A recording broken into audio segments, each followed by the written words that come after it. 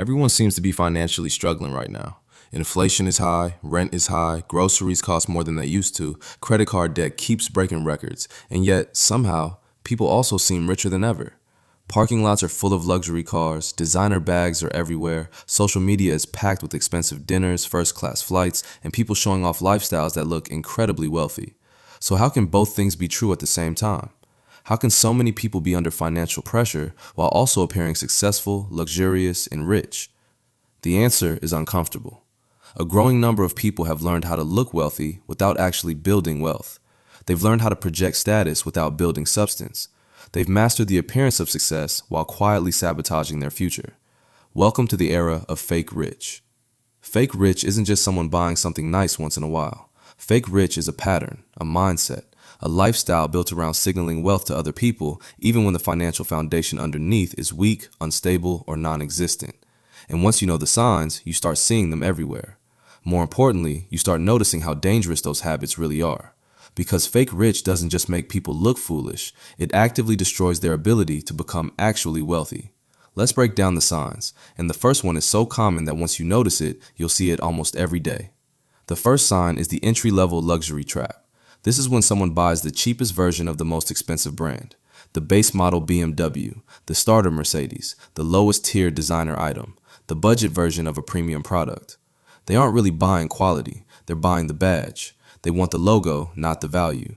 And brands understand this psychology extremely well. They know many people don't actually want the best car. They want the image attached to the hood ornament. They don't want the best watch for the money. They want the most recognizable logo on the wrist. Here's what makes this so irrational. A fully loaded Toyota, Honda, or Lexus adjacent alternative can often deliver more reliability, more comfort, lower maintenance costs, lower insurance costs, and a better long-term financial outcome than an entry-level luxury car. But the person chasing status doesn't care about total cost of ownership. They care about appearance. They care about what other people will think for the 3 seconds it takes to notice the badge. And that decision becomes expensive in ways most people don't fully appreciate. Luxury maintenance, premium gas, higher insurance, expensive tires, expensive repairs, higher registration, more depreciation. It isn't just one flashy purchase, it becomes a monthly drain. Real wealth builds assets first and buys symbols later. Fake wealth buys symbols first and hopes the money catches up. Usually, it never does. The second sign is constant money talk. You know the person. Every conversation somehow loops back to what they're making, what they're about to buy, the deal they're working on, the investment they're in, or the amount they supposedly spent somewhere. You could be talking about restaurants and suddenly they're flexing the bill from last weekend. You could mention someone else's achievement and somehow the topic turns into their future income. They always seem to be presenting themselves, selling themselves, positioning themselves as successful. And here's the subtle thing to listen for. It's often future tense. I'm about to close something big. I've got a huge opportunity coming. Once this thing takes off, everything changes. I'm working on something major. That language matters, because fake rich people often talk about money they expect as if it already belongs to them. Real money is money that has actually landed, not projected, not imagined, not hoped for. The deal isn't real until it closes. The investment gain isn't real until it happens. The business success isn't real until profit exists, not just revenue. People who are secure don't need to constantly rehearse their own importance out loud. The performance usually comes from insecurity, not abundance. And if you're enjoying this breakdown so far, take a second to like the video. It helps the channel a lot, and it tells the algorithm you want more content about money, behavior, and real wealth building. Now, let's keep going, because the next sign is one of the clearest. The third sign is owning luxury items that cost more than your safety net. A $5,000 bag with $2,000 saved. A luxury watch while carrying high-interest debt. A financed car while having no emergency fund. A person wearing symbols of wealth while living on a financial cliff edge. There's an old rule that says if you can't afford to buy it twice, you probably can't really afford it. That rule isn't perfect, but it captures something important. When a purchase is large enough to destabilize your finances, it is not a sign of wealth. It's a sign of fragile priorities. Real wealthy people rarely make purchases that threaten their foundation. Their luxury exists on top of security, not instead of it. Fake rich people reverse the order. They buy the image first. The emergency fund can wait. The debt payoff can wait. The investing can wait. The retirement contribution can wait. The symbol comes now, and the stability gets delayed indefinitely. And that delay has consequences. Years go by. The wardrobe gets upgraded. The car gets upgraded. The vacations get upgraded. But the actual net worth barely moves. Or worse, it moves backward. The fourth sign is one-upping.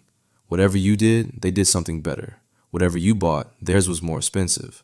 Wherever you went, they stayed somewhere nicer. You mention progress, and they immediately reposition themselves above it. This is one of the clearest signs of financial insecurity disguised as confidence, because genuinely secure people can celebrate other people without feeling threatened. They don't need to dominate every conversation. They don't need to reassert their status every 5 minutes. Fake rich people often do. Why? Because their identity depends on staying above the room. They need to feel like the most impressive person in every interaction. If someone else has a win, that creates discomfort, so they minimize it or top it, not because they're strong, but because they're fragile. Real success tends to make people calmer, more grounded, less reactive. Fake success tends to make people loud, competitive, and exhausting. The fifth sign is social media performance, a feed built almost entirely around projecting lifestyle. Luxury restaurants, shopping bags, hotel rooms, airport lounges, car interiors, branded packaging, champagne glasses, a life curated for appearance. And the important part here is not that people post nice things. The problem is when the entire identity becomes a performance, when wealth is not something being built, but something being staged. Social media rewards appearance more than reality. Spending looks glamorous, saving looks invisible. Debt looks stylish until the payment is due. Nobody posts the tension of being behind on bills. Nobody films themselves transferring money into an emergency fund for the 20th straight month. Nobody gets viral because they quietly maxed out their Roth IRA. But those quiet choices build real wealth. Fake rich culture thrives because platforms reward signals, not substance. That doesn't mean everyone posting nice things is broke, but it does mean appearance is cheap to manufacture now. You can rent luxury, lease luxury, borrow luxury, stage luxury. Even fake influence can be purchased, which means you should be very careful about what you interpret as success. The sixth sign is perpetual luxury leasing. Leasing a luxury car isn't automatically foolish, but when someone is constantly cycling through leased vehicles they clearly can't afford to buy, it becomes a pattern. It means they want the monthly payment of prestige without the actual financial capacity behind ownership. And over time, that pattern becomes brutally expensive. You pay for depreciation, you pay fees, you pay taxes, you pay insurance. Then the car goes back and you start again. There's no asset at the end, no ownership, just a treadmill of payments that preserve the image. This is one of the most common fake rich habits because it allows people to look far wealthier than they are. Someone making a strained payment on a leased luxury vehicle can look more successful than someone quietly driving a paid-off Toyota while maxing out investment accounts every year. But one of those people is building freedom, and the other is renting the appearance of it. The seventh sign is counterfeit or imitation luxury. This one is more obvious, but it reveals the psychology very clearly. If someone is buying fake designer goods, they're admitting, through action if not words, that looking rich matters more to them than being authentic, practical, or financially solid. What's ironic is that counterfeit goods still cost money, sometimes a lot of it. A decent fake bag or fake watch can still cost enough to buy a genuinely high-quality item from a normal brand. But the fake rich mindset doesn't really care about durability, design, or quality. It cares about the signal, about what the logo says. The whole point is to borrow the social meaning of a brand they haven't earned or can't afford. And that tendency shows up outside fashion too. Fake rich people often buy things not because they truly value them, but because they want access to the identity attached to them. The eighth sign is addiction to get-rich-quick narratives. There is always a new shortcut, always a new system, a new coin, a new trade, a new side hustle, a new strategy that's supposedly going to accelerate everything. And while some of these things can be real opportunities, fake rich people usually approach them the same way, emotionally, publicly, and with extreme certainty. They love talking about the big upside before anything has actually happened. They treat potential as if it's proof, and when one thing fails, they rarely reflect. They simply move to the next exciting promise, because slow wealth feels boring to someone addicted to appearance. Real wealth is often built through repetition, patience, and long stretches where nothing looks dramatic. Fake rich culture hates that. It wants the cinematic version, the breakout story, the miracle trade, the overnight business, the huge flip, the life-changing hack. but most real wealth isn't hacked, it's accumulated.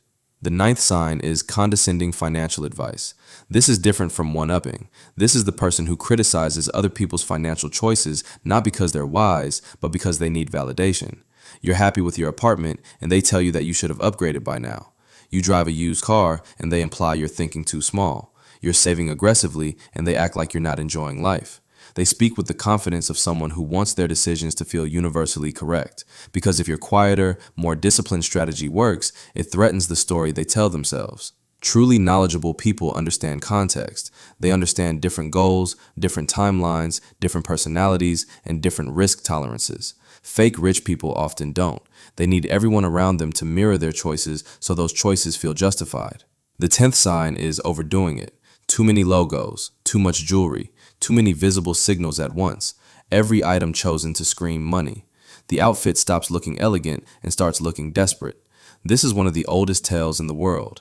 People with real security usually don't need to announce it. Their confidence isn't hanging on strangers noticing them. Many truly wealthy people are surprisingly understated. Simple clothes, clean design, high quality without obvious signaling. Why? Because once you actually have money, you no longer need every purchase to prove something. Fake wealth is theatrical. Real wealth is calm. Fake wealth is obsessed with being seen. Real wealth is often far more interested in freedom than attention. And this is really the deeper distinction. Fake rich people optimize for how things look. Real wealthy people optimize for how things work. Fake rich asks, will this impress people? Real wealth asks, will this improve my life, my options, my freedom, and my future? Fake rich is external. Real wealth is structural. Fake rich spends to control perception. Real wealth invests to control time. Fake rich needs the room to believe something. Real wealth doesn't need witnesses. That's why fake rich becomes such a trap. Every dollar that goes toward maintaining the image is a dollar that cannot be invested, saved, or used to reduce risk. The image gets more expensive over time. The car payment, the wardrobe refresh, the dinners, the trips, the financing, the debt, the pressure. And meanwhile, the actual financial base remains weak, or gets weaker. The person looks richer and richer while becoming more fragile underneath. That is one of the cruelest ironies in modern money culture. The effort to look wealthy often prevents people from ever becoming wealthy. So the next time you see someone projecting status, look a little closer. The badge, the money talk, the lease, the designer signal, the one-upping, the fake certainty, the pressure to perform. Once you see the patterns, fake rich becomes hard to miss. More importantly, check yourself. Are your financial choices building freedom or building an image? Are you buying what serves your future or what makes you look successful for a moment? Because one path compounds quietly until your life becomes easier, freer, and more secure. The other creates a louder and louder performance with nothing solid underneath it. If this video made you think differently about money, appearance, and real wealth, like the video and subscribe for more. I make content about money, discipline, psychology, and financial freedom. And before you go, I want to ask you something. What do you think is the biggest sign that someone is pretending to be rich? Let me know in the comments. Because the goal isn't to look rich, the goal is to actually be rich. And those are very different lives.